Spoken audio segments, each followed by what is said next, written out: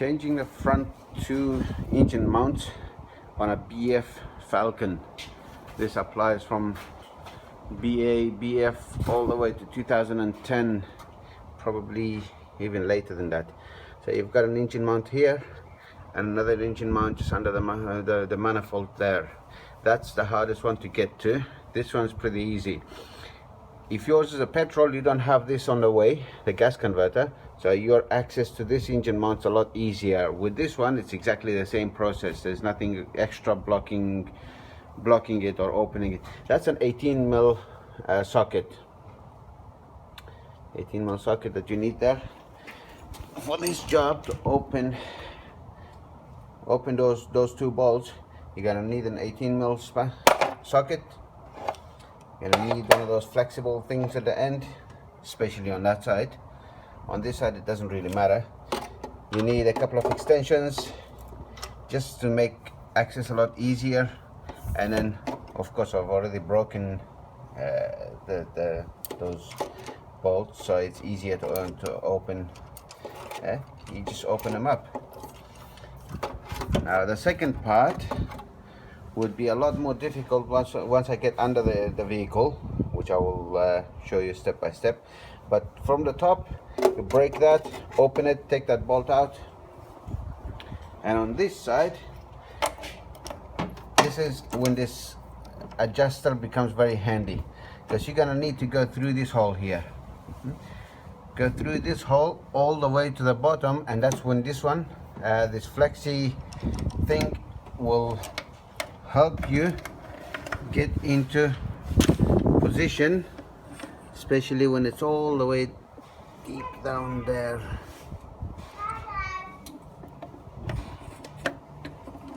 Oh, I can barely see it from up here, but anyway, something that you'll get to see it a lot more clearer when you're doing the job. There you go, I'm on. So all I gotta do is spin. Give me one second, my darling. All right, and we're out. Probably can see it. Not this one? Okay, I'll come and give you a hand. Give me 1 second, my darling. Alright, and that's off.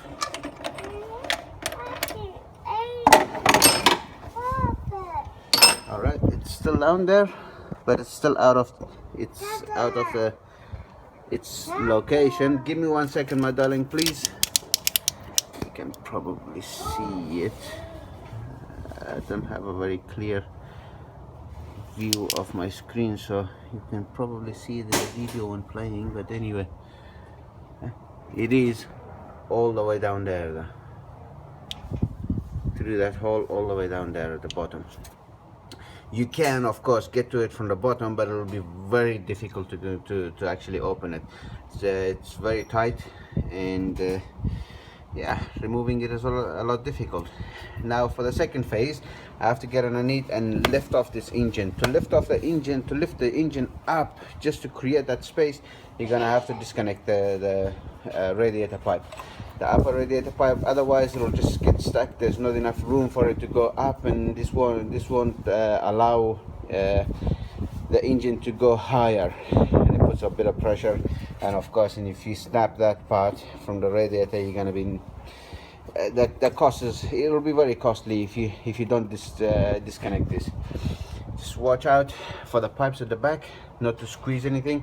As you're going higher, as you're jacking the engine higher, just keep an eye out for everything else around. Slow and steady wins the race. I'll show you more, I'll record more once I start the second phase from underneath. Alright, phase 2 of the engine change.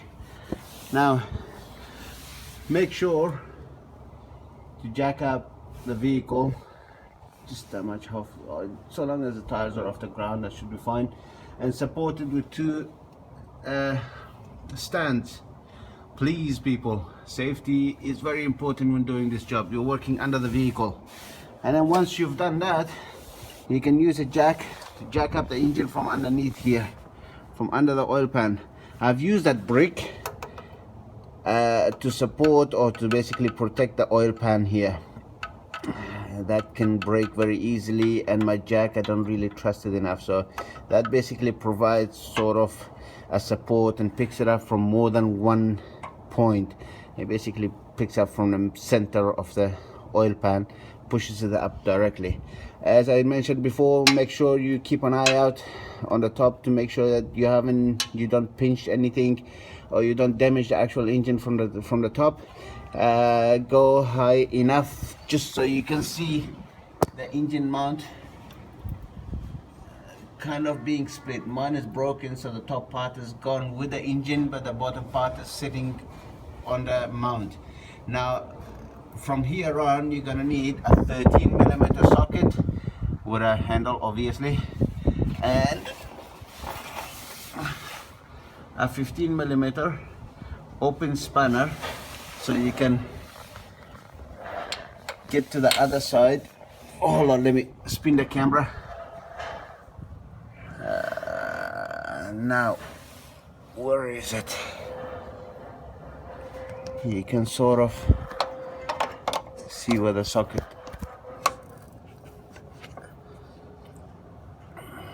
Now, where's my camera? There you go. You can see where the spanner is sitting. That's where the other side of this bolt is. This bolt that you can see connected here, it goes through and it comes out to the other side, holding the engine mount or the bracket for it from two sides. So as soon as you loose that, open it, take it out, then the engine mount should be able to, you should be able to just slide the engine mount in outward and then take it out basically. And if there's any complications, I will add another video, but otherwise for this side, for the driver side, this is it. And the passenger side, as soon as I start doing it, I will keep you updated, because you don't have enough room to move it out. There will be more to be added to this video. Alright, stop it for now. Alright, the driver side mount is out, and no problem. All I had to do was open up that bolt and it just slide out. Now the reason why I'm extending this video is when you come to the passenger side, your spanner needs to be a 13mm and your socket needs to be a 15mm.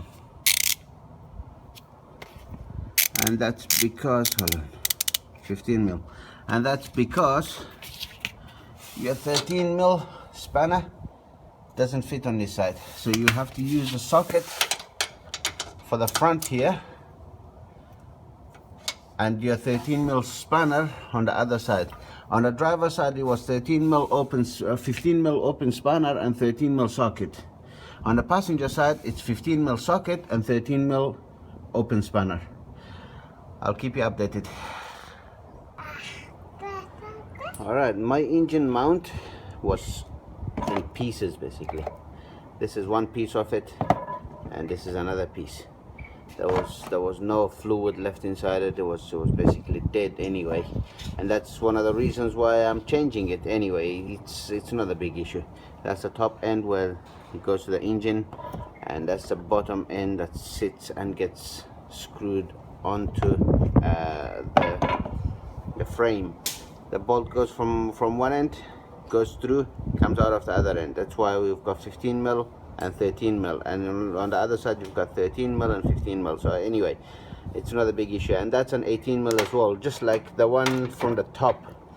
You remember at the beginning of the video when we opened those 18mm from the top, this is where it gets connected to. Anyway, you've got that 18mm as well disconnected, because we're gonna need to use this mounting and to remount our engine mount. Now this one I've already done it. This is the passenger side. All we gotta do is open that up, put the engine mount back in place, the way that the engine mount goes, you can't go wrong with it. This is the second one anyway. The side with a flat pointing thing that comes out, it goes to the bottom, and the white or the silver side goes upwards. So this is how it sits. And when we remove that engine mount, that bracket, the engine mount will be sitting like that. And the installation should be basically follow the same process. If there was any complications, I'll add more. Otherwise, the engine mounts, so something from online, Transgold, apparently they're supposed to be pretty good, but I'm not sure. Anyway, it's just an engine mount, 40-45 bucks for the pair or so. Yeah. And by the way, this video is for educational purposes only. If you copy the way that I've done it, and if you mess up, it's on you. I will not be responsible for any of your stuff ups, as we Aussies like to say. Thank you very much for watching, and hopefully I don't have to add any more to this video. Alright, the new engine mounts are back on. Ooh, as you can see down there, that's the passenger side and that's the driver side, and it's right there. Everything is back on. The engine is dropped down from the jack. It's not sitting on the jack anymore. All I gotta do is take those stands off and all done. Now the job's completed. Putting the engine mounts were back onto the vehicle was a lot easier than taking them out. I think it might be because they were sticking onto the body and onto the chassis, so you had to basically play around with it before you could actually take it off. Anyway, the only thing that you have to pay attention when putting it back on is to make sure those lines are straight. They're aligned when you're dropping the engine down, so do it really slowly and keep an eye out, preferably with two person, one to control the jack, pushing it up and down, and the other one to make sure that those screws are aligned with the mounting as it goes down.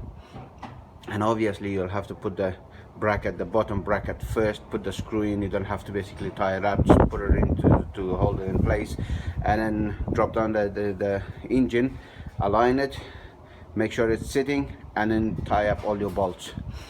I hope this was helpful. Thank you very much for watching, and I hope this can be useful to you guys.